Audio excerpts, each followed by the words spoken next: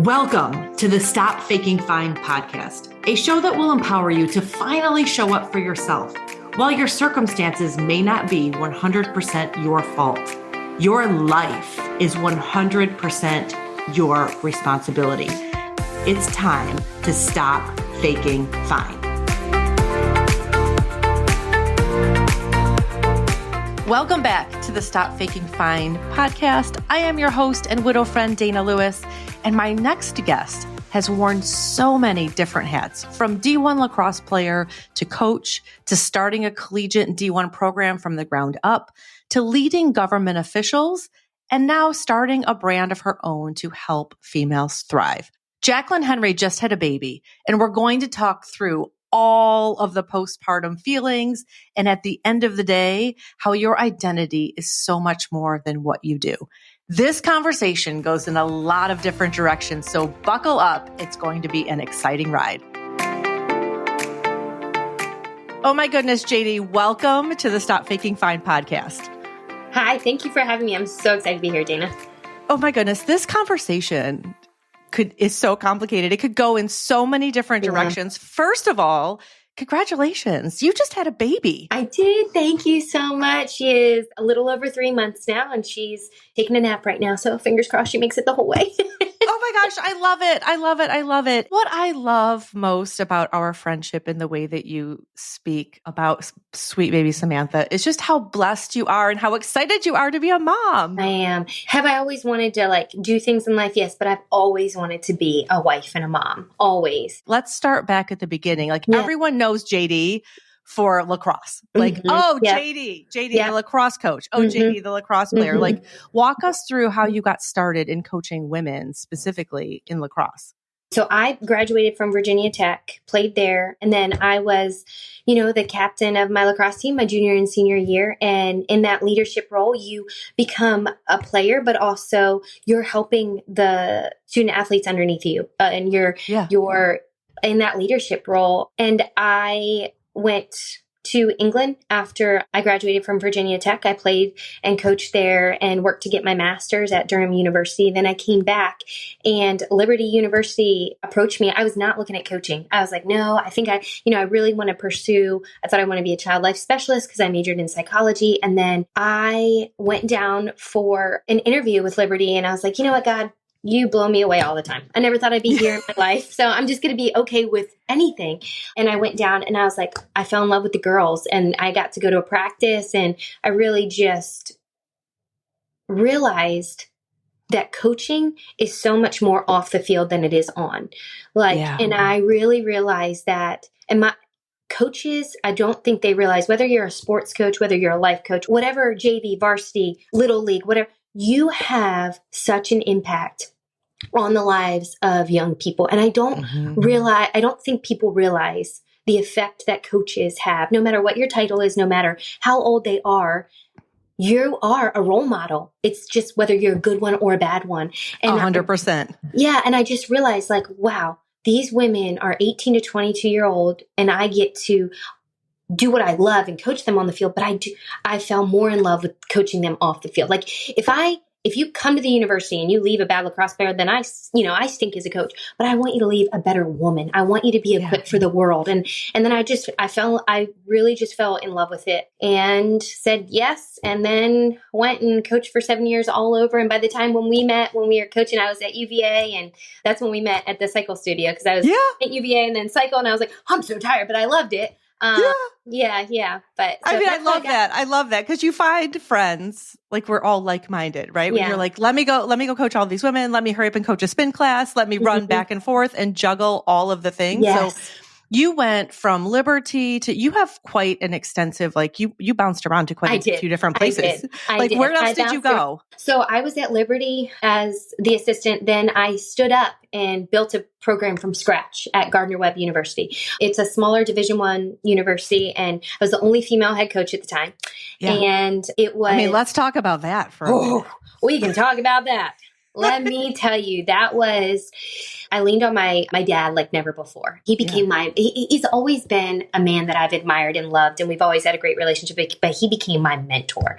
And I learned a lot. That was probably I was there for 2 years, and it was not the right fit for me anymore. Where I wanted to go and grow, I realized that it just wasn't the right fit. And I don't want to say anything bad, because I learned and grew out of that situation. And I loved all the players that I was able to coach, and the assistant coaches that I was working with. They're still great. I still talk to some of the players today, and I'm very good friends with the assistant coaches, because we became a family. But that was a journey in itself. A lot of long hours, a lot of loneliness, I sometimes slept in my office because I had no idea where to buy a house. Nobody knew about lacrosse in that area. So I had to, promote it, go and do speaking engagements about it, and just build, like, they gave me a desk and an office, not even a desk, it was a foldable chair. And they said, here, build this program. And I was like, all right, then. I'm like just putting energy drinks in my coffee. I'm like, come on.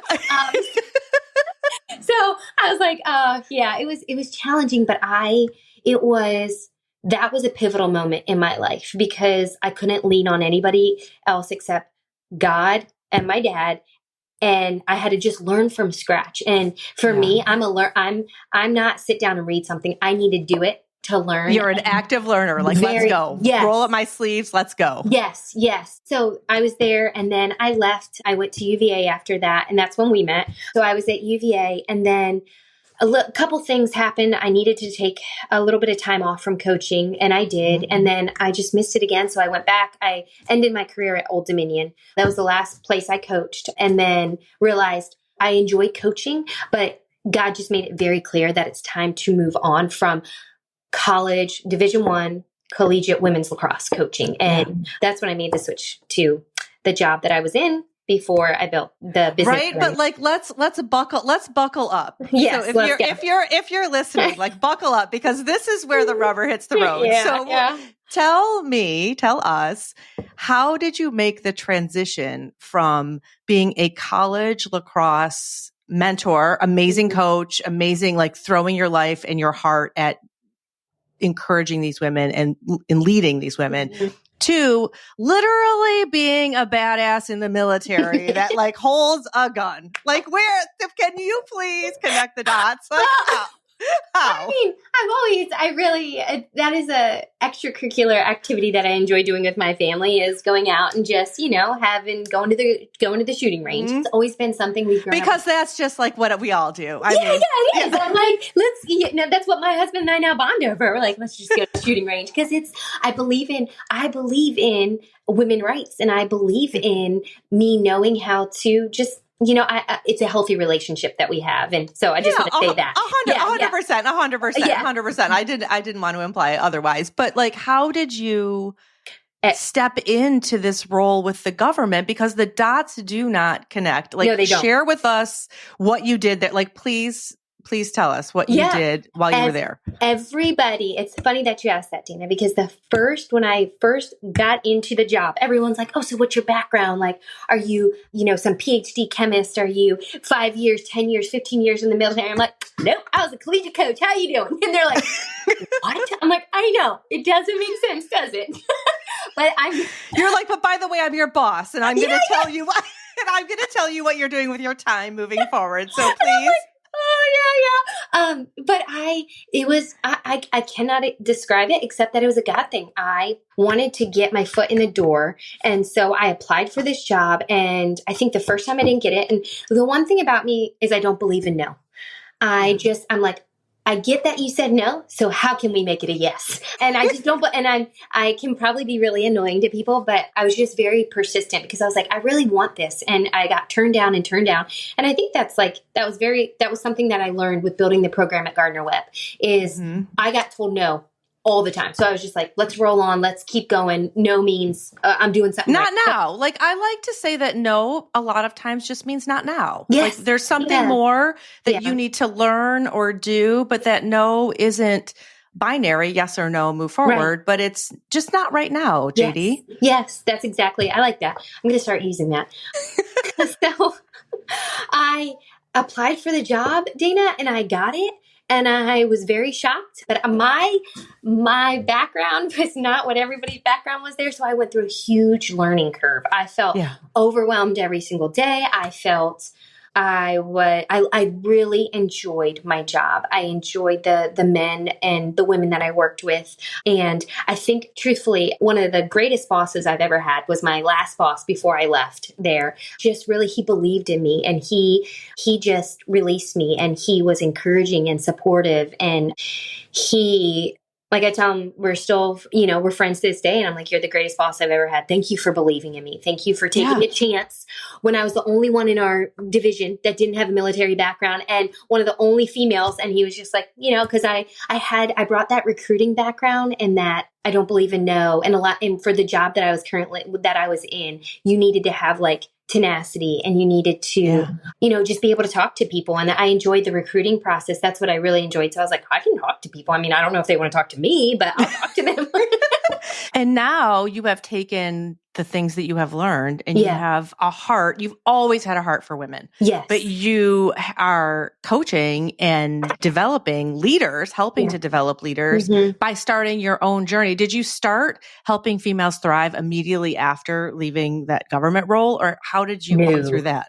No. So I got my tissues handy just in case. I got married and I found my husband. Congratulations. Thank you.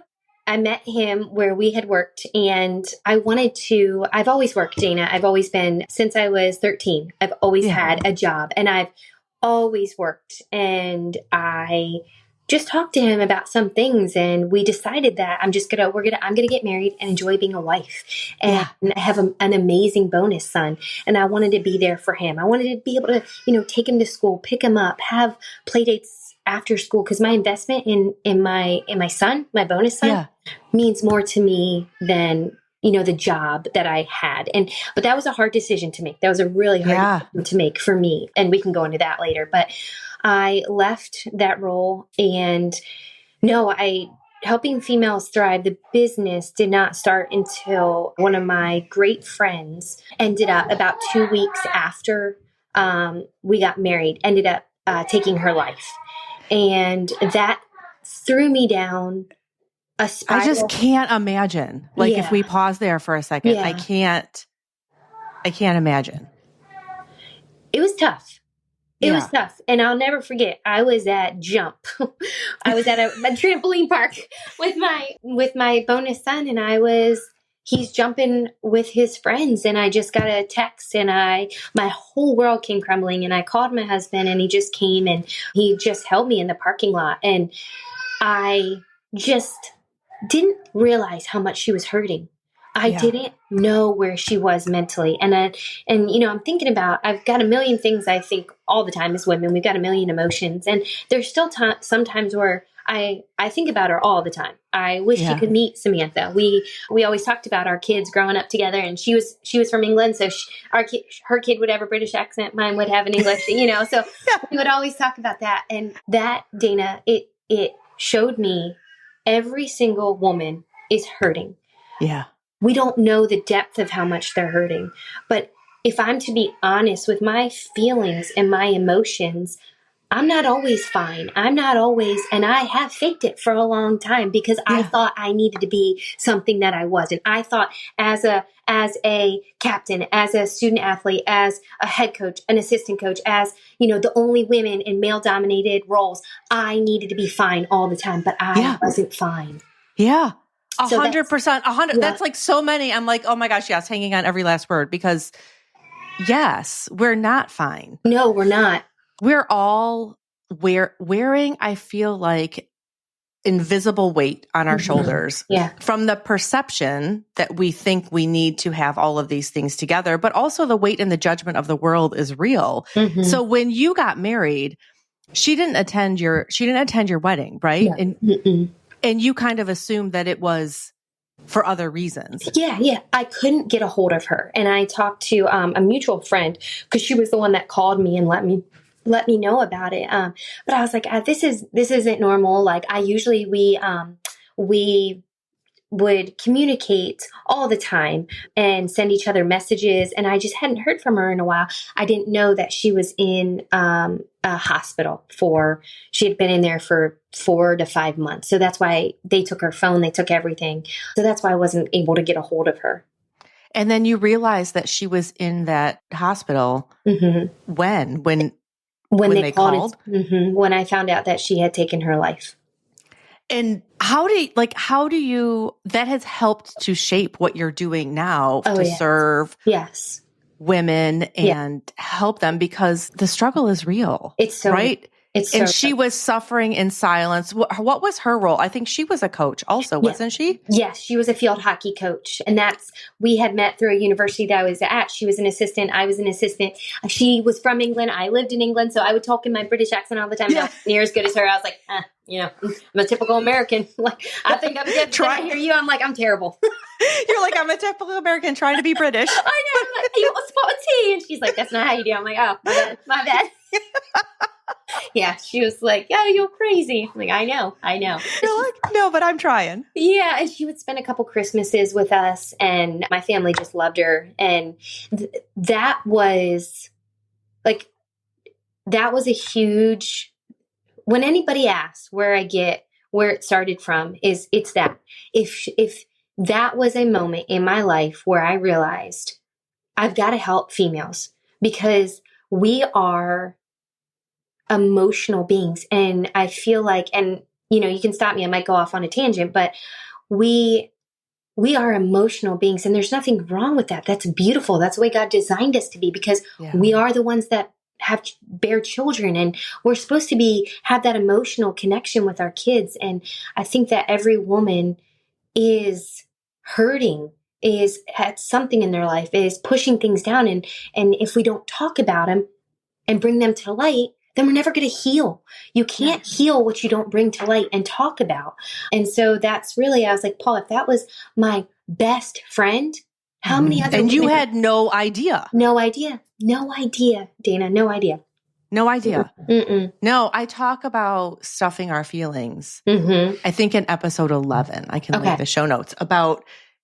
That's where I understood that I was faking fine from like taking these feelings and stuffing them. And so to have her take her life and have you have no idea, you're like, okay, I'm taking this and running with it. Like, God has now called you to do something about this, because we are emotional beings, and we do wear the weight and the judgment of other people, but we have to have discernment about which weights belong on our shoulders. And I felt, I felt like a failure.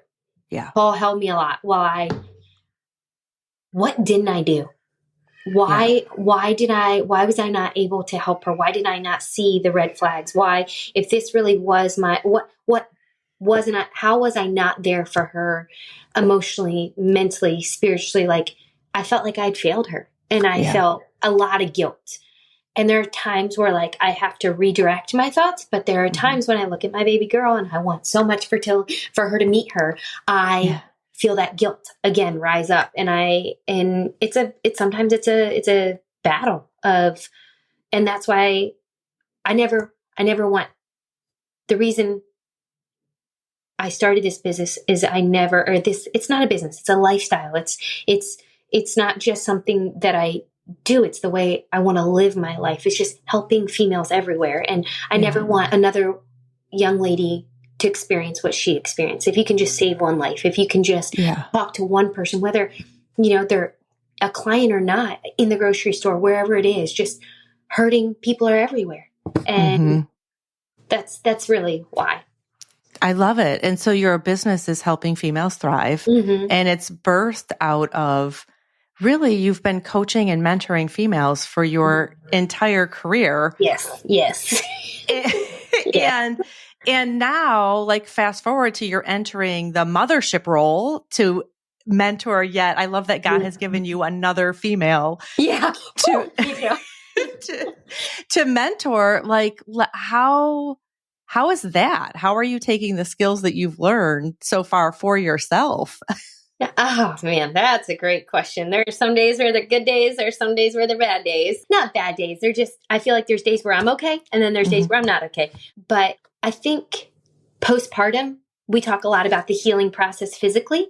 Yeah. But I don't know if we talk so much about the healing part mentally and emotionally. And I've had a couple of friends that have been pregnant, and a couple of them just gave birth, and I check up on them to see how they're doing emotionally, because everybody will say, how's baby? How's baby? How's baby? But I'm like, how's mom? How are you doing? You doing okay? It's a lot. You're healing. Your hormones are all over. You love this baby so much. You're sleep deprived. You're leaking. The baby's leaking. You've got a diaper on. The baby's got a diaper on. And you're like, am I ever going to be back to normal? I'm walking around like waddling. And then I'm like, the other day, I'm like, Paul, I sneezed and peed my pants. I'm like, sorry for podcast listeners, but it's real life.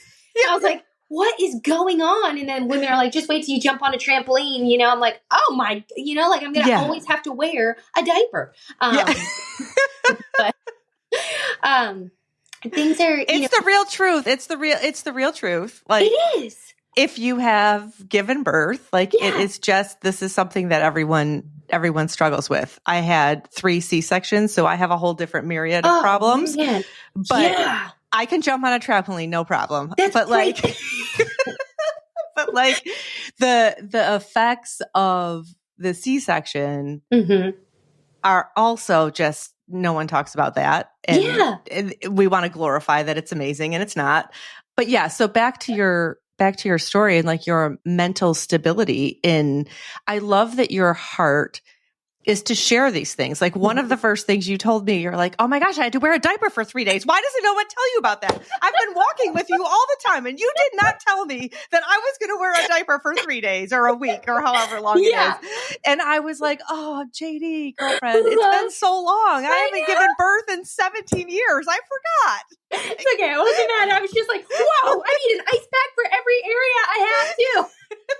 I was like, oh, sweetheart, I'm so sorry. No, like I felt like I wanted to be that friend that shared this stuff with you, but I was just like, I forgot. Like I was more like, buy this running stroller. Here's a running stroller. You like here are all the things that you need. Stroller. I'm still waddling, Dana. You're like, I can't even sit down, and you're telling me what stroller to buy. Yeah. And like, sorry, I forgot about a couple. I don't know. Like maybe I've just like negated those. Those are thoughts I've suppressed. Don't even worry about it. It's okay. But that's again, I learn best when I'm submersed in it, and the more. I am so raw and real now, and it's so funny to see. I call it R&R, and like I was just having a heart-to-heart with my dad yesterday, because I always used to say, I'm fine. That's actually the F word in my house. My parents' house is when someone like, how you doing? I'm fine. We're like, no, said the F word. Oh my goodness. Yeah. Because we're not all fine. And I want to be raw and real with women, because we live in a society where social media is just ridiculous. And you see all these women, and their house is beautiful. Everything's just picture perfect. And I'm like, I'm over here trying to figure out if I need to change my diaper or her diaper. If this throw up is mine, hers, if the poop and pee is mine or hers. I'm like, okay, I'm glad you have a Pinterest style house. So I'm over here, like my hair's on the side. I just want to be raw and real with women, because I feel like we live in such a filtered world where everything seems like it's well put together, and 99% of the time, that's not reality. And then that puts women in a state of like, well, I suck. I can't do this. I'm a terrible woman. And then it spirals us down this negative mentality. Then our emotions are all over, and it's simply because we're not raw and real with women. And it starts of like, postpartum is a little bit harder mentally and emotionally than I anticipated. And I'm like I'm a doer. I'm a get up and go, like, let's do this. And I have not been able to bounce back the way I thought I would be able to. And I am now just admitting that to my husband, and I cry. I'm like, am I weak? Am I a weak woman? And he's like, can you not realize you just birthed a child? You're not weak. And no. And anyway, so I just want to be raw and real with women and create a community where it's okay to not be okay. It's okay to have really good days and not so good days. It's okay, so. It's all about having tips and tools and knowing, admitting that you're not okay, right? Yeah. And then what can you do in that moment to be better, to do better, to show up for yourself better. And I mean, I birthed this podcast out of faking fine, because I recognized after grief that I was pretending. Like, Yeah. you need me to be good. Okay, I'm good. My husband died and you're sad. So you're going to come over here and cry. Okay. I guess I'm good.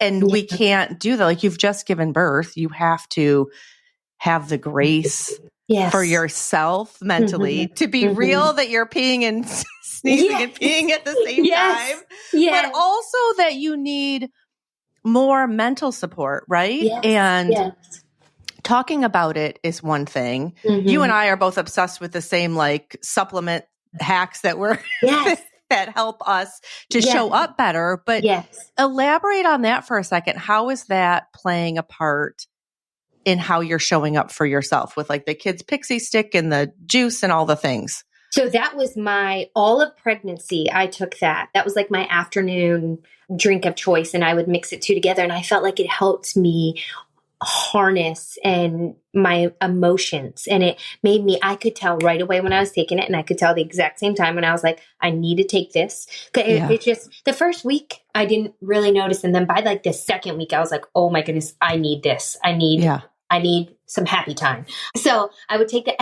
And then it's been just consistent in the postpartum regimen. And I don't know what it would be like without it. And so that's helped me big time, just to be able to feel a little bit more calm and feel a little bit more regulated with my emotions when they're all over. So it's helped me. But that's been something that after I met with you, I was like, man, I gotta do this. And I started it, well, not like right away. I think I was 10 to 12 weeks pregnant, but it's been consistent since I've been 10 to 12 weeks. And I have noticed a drastic difference in just my recovery as well. I think it's been such a huge helpful tool in my kit. It's the emotional resilience. I feel like it helps with, for you to say, like for you to be crying on Paul's shoulder and say, am I weak? And for him to say, no, but you're feeling the feelings. Yes. You're riding the emotional roller coaster of postpartum, but the emotional roller coaster is not, it's helping it to not go so high and then go so low. Yes. It's keeping it, it's still there. Like you feel all the feelings, and you have got to do the work to work through those to get to a place where, I mean, your body is coming back to homeostasis so that it's going to feel better, but also like feel the feelings and then go, no, I'm not weak. I'm actually strong. I have all of the gifts and talents. This is what I want. But like I had a little moment, and it helps you in that time to just feel better so that you can show up for, I mean, I say it all the time, like the world needs the best version of you, the best version of me, the best version of every single woman listening. The world needs the best version of you. And you need tools and strategies that are going to help you show up as her in the moment. And these are just one, it's, the mocktail beverage that I talk about all the time that we'll link in the show notes, and the mocktail beverage that you're using, and the holistic pixie stick that helps you in the moment where you're like, oh my gosh, I am crying. I need help right now. So moving forward, and I will link that in the show notes also. And moving forward, so like for your heart, for females, and for how you feel right now, what's one thing that you can share with us to do? Like what's a takeaway that we can say, okay, JD, give it to us. Give us all your coaching. I am so passionate, Dana, about, it's not about what you do. It's about who you are. And I have gotten that out of line so many times. And it's a constant fight. when I left being a student athlete at Virginia Tech, my identity had become lacrosse, being a lacrosse player. And I was lost for a long time. And I became a coach, and then I left coaching, and that had become my identity. And then I got into the government job, and I left, and that had become my identity. And it's this constant battle that I am Jacquelyn Henry first and foremost. I am not a student athlete, a coach, a lacrosse player. I'm not what I do. It's about who I am. And I think that we as women, it's not about you, Dana, being, the successful business leader and cycling instructor and all these things that we put as, well, I am. And even we can do that with mom. We can put our identity in our kids, and we can put it in, I'm a doer. I am active. I'm a fitness person. It's not about what you do. It's about who you are. You are. And if we don't work on who you are, then we we're not going to show up and be able to be the best version of ourselves for our family, for my husband, for my daughter, for my kids, for my community. And I always encourage the women, okay, who are you? Like, don't tell me all your accomplishments. Who are you at the core? Because if we don't figure out who I am at the core, then we'll never be able to figure out the feelings that we have, why we feel them, or issues that arrive in our head. We'll never be able to, really come to terms with, okay, this is who I am. I'm Jacquelyn Henry. I am loyal. I'm loving. I'm, all the things that make us, regardless of the outside world. 100%, 100%. And I think that I don't know if it's society or how we have walked down this path that, like, when my husband died, I literally spiraled because I was like, who am I? Yeah. I really found pride in being Mrs. You. Yeah. Like, I'm Mrs. You. You're like a badass. You're, executive. You have this amazing job. And like, I would say, oh, well, I mean, I have a master's degree in engineering, but like, I stay home with my kids. But I wanted to make sure that I got that in there so that you knew that, I didn't just stay home to raise kids because I stayed home to raise kids. And I don't even understand what the stigma is around that. Like, that's what we're trying to bust right now is that there's not a stigma. There shouldn't be a stigma, and that you should be proud to be whoever it is that you know that you are. Yes. But I used to hide from that. And then in hiding from that, because I didn't know any better or like to all the things that you have just shared, like, it made the rock of grief or, the tidal wave of grief that much worse because I didn't have the tools to say, okay, this is who I am. Yeah. Yeah. And we need to be confident in who you are, because you're more than the lacrosse player, the lacrosse coach, the government employee, the whatever. And I love being a mom. Yeah. But I am more than a mom. And if you're listening, you are more than what you do. And how do you coach women into really like digging into that? How do you coach them to realize that they're more than that? It's, hey, what do you enjoy doing? Like, but I will say one back step is it's so integrated into our society that the first thing I would say is, hey, what's your name and what do you do? Like, those are the first two questions we ask. Yeah. And it's when I even do talk with women, it's like, hey, what do you enjoy? What are some hobbies of yours? What are, tell me about your life, not so much as like what you do. And in order to help women realize that they're more than what they do, it's who they are. You got to go to the core. You got to dig deep. You got to walk and get in the trenches with them. And, it's not just putting a Band-Aid on it. It's going to the center of like, hey, what's happened to you? What has happened in your life?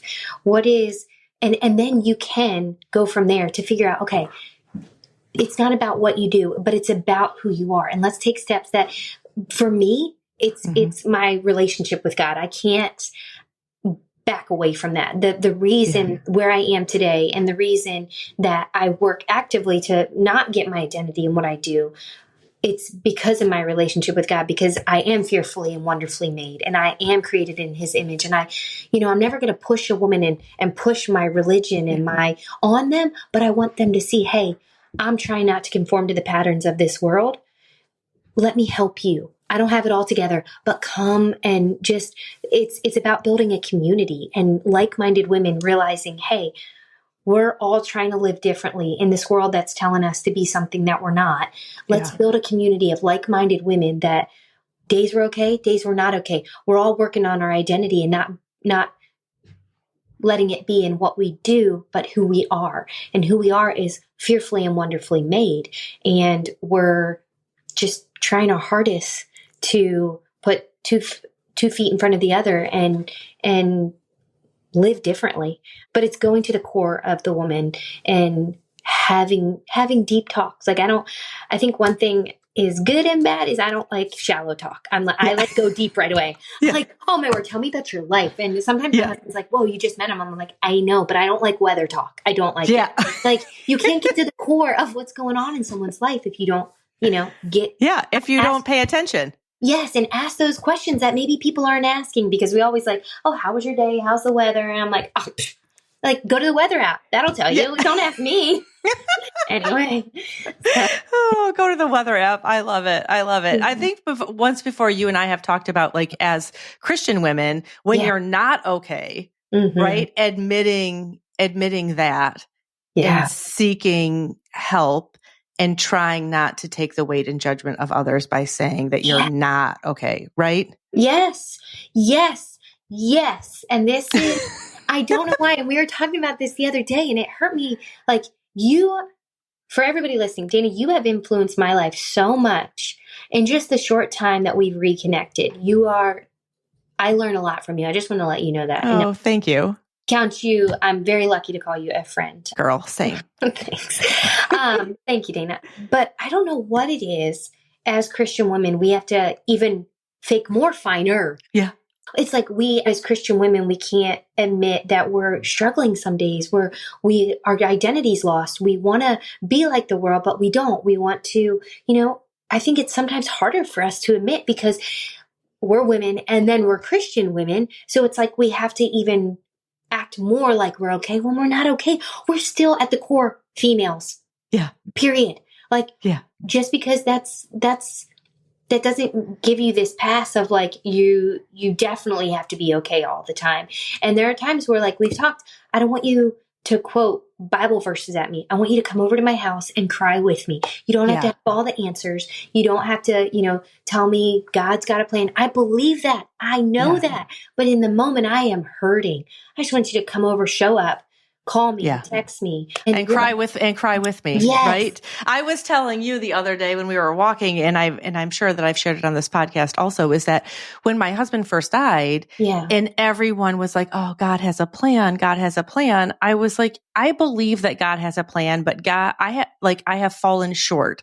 God's plan has fallen short in this moment, and I need tactical steps to help me move forward. And what I needed was for you to come over and cry on the floor with me, not tell me that I was weak or make me feel like I was less than, because I wanted to just cry on the floor and maybe lost my belief for a hot second. I mean, it's there, but it can ebb and flow. And that makes you always say that we're women and we're emotional creatures. And I just kind of hang on those words because we are emotional, and God made us to nurture and give birth to babies and have all of these nurturing qualities. But we also need to be nurtured ourselves. And I think that's where a lot of times we pretend like we don't need to. And I don't even know if it's, now that I've said that, it's pretending that we don't need to, but we don't know how.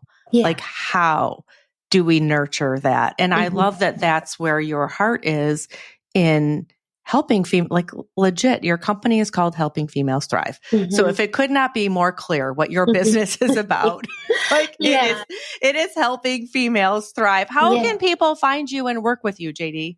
So I have a website, helpingfemalesthrive.com, on Instagram and Facebook. So just to be clear, who's it for? Helping females thrive. You want me to say it in my British accent? I'm just kidding. I won't do that. Yes, I do. Can you do it? I'm panicking. No, I can't. Not at the moment. I'm like nervous. I'm like, I can't.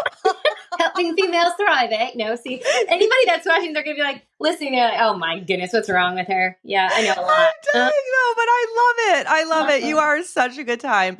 Helping Females Thrive. And how else? Through Instagram, Facebook, and my website. Yeah, I love it. I love it. This is such a great conversation and so needed for all of us, just to be affirmed that the world needs the best version of you. Yes. The world needs the best version of me. The world needs the best version of JD. And it's up to you to help her shine. Yeah. And in order to do that, the first step is always in recognizing that that you're not, and then looking for tactical solutions. And the tactical solutions might be, hey, like join us with the mocktail that we have every single day to help your body function better so that your brain feels better, so that you aren't as overwhelmed. Because there's not one thing that's the solution. It's not like this drink is not going to solve your problems, but it will help you lower the overwhelm so that you can take that next step. You can look for the coaching program. You can admit to yourself that you want to be better than where you are today. And that you, and I don't love the word deserve, but that you deserve that. God wants you. God wants you to be flourishing and thriving, to use your words, thriving and feeling amazing. And God does have a plan, but we have to play an active role in getting there. Yes, absolutely. We can't sit on our booties, right? And, just hope and wish and pray. We've got to be proactive, and it's things that can help you, like that drink, like it's been consistent with me.